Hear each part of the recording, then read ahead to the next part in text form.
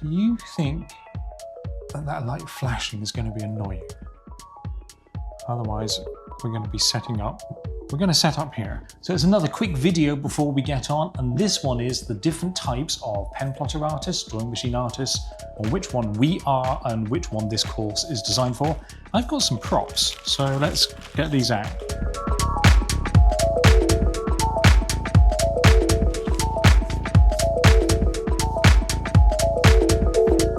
Let's work backwards a little bit. Here is our penplotter, our drawing machine, and we feed the drawing machine SVG files.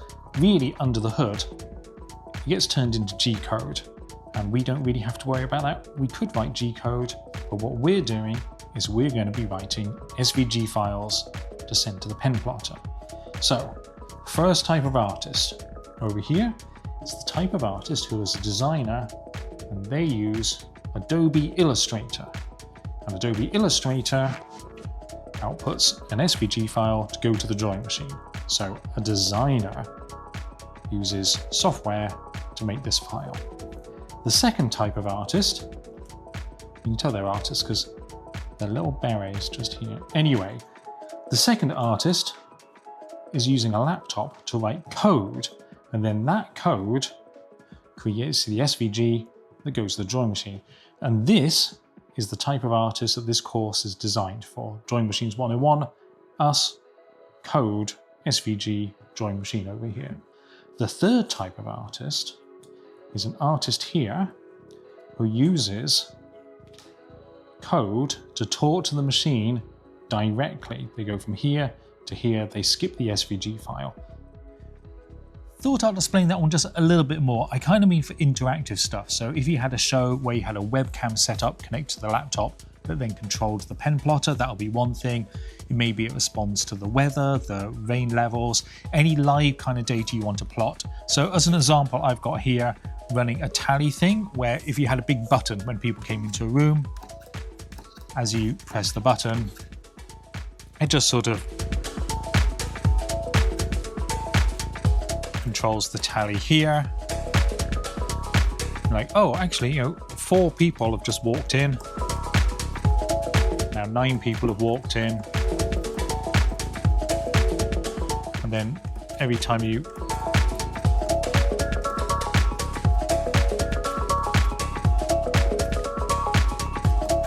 so that kind of thing where this is talking directly to that. Anyway, back to the video. So while that third type of artist, the directly talking to the machine interactive one, is kind of cool, that's actually an advanced topic.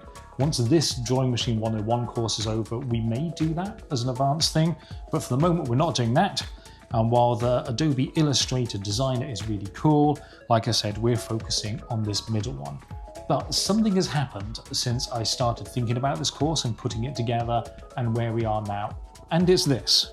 A new player has entered the arena which is coding with AI. So now we have our artist writing code with the help of AI to create an SVG that goes to the drawing machine, or even we can skip that bit and just have the artist using AI to create the SVG directly that goes to the drawing machine. This is really interesting and fascinating, and I suspect that people doing this course will use AI in some form. But AI is more useful when you actually know what you can do. It's very difficult to ask it to do things if you don't know those things exist at all. So what this whole course is about is introducing you to several basic building blocks that you can then combine together to create these SVG files, whether you're doing that yourself or you're using AI to assist you. It's just like some fundamentals that will help. And speaking of the SVG, that's what I'm going to be talking about in the next video. And then we'll finally get to code. All right, I'll see you in the next one.